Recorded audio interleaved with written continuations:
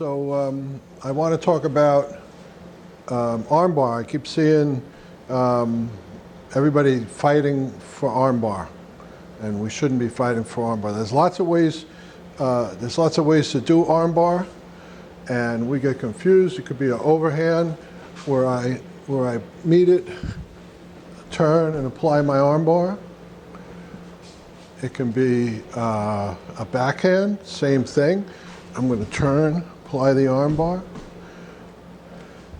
It could be the overhand strike, where I come in and apply the armbar backwards.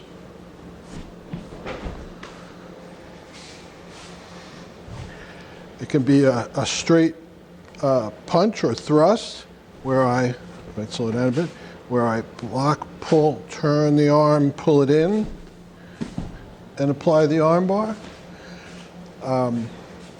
And a lot of people give me the other side.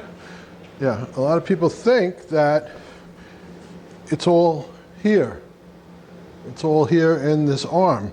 But this pain, stand up straight, this pain is not going to work on everyone.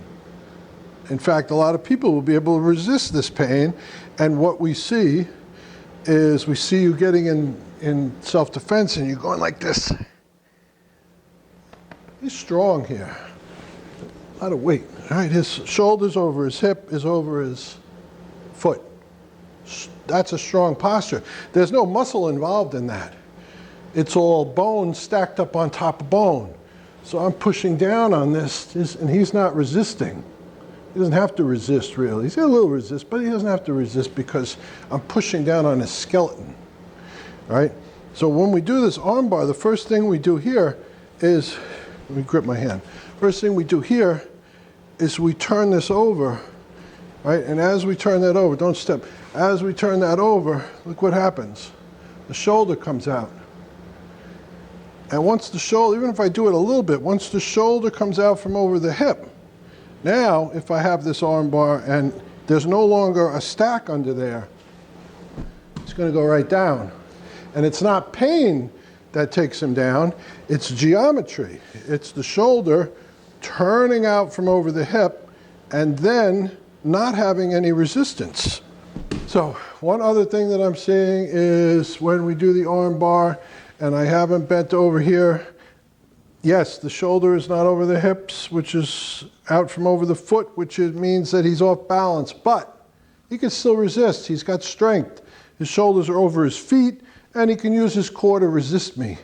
And it's a little counterintuitive to think that my body is actually helping him stand up, but it is, because he gets his power from the floor, and I get my power from the floor, and I have to push him down. I got to push up with my legs, and our center of gravity is right here where I'm trying to push.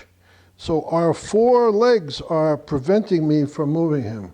So what I have to do is I have to take this point and the shoulder out from over that center of gravity by moving my feet.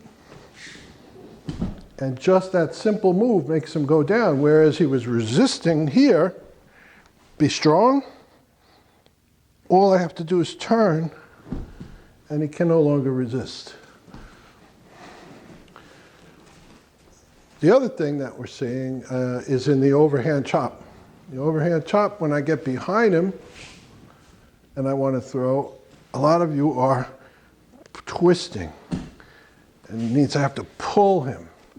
Now, I want to get behind him, use the other side, get my body position behind him, trap the arm, use the bottom, my hand palm down, so I use the part of my wrist that doesn't, my arm that doesn't bend on the elbow, and then use my legs and body to throw him forward. Now I exaggerated that. When I do it quickly, it's hardly even noticeable. It's just, I think I twisted a little. One more time. It's a little bit hard to see. If I do it quicker, it doesn't have to be that big of a motion. So let's practice both of those. Thank you. Hey.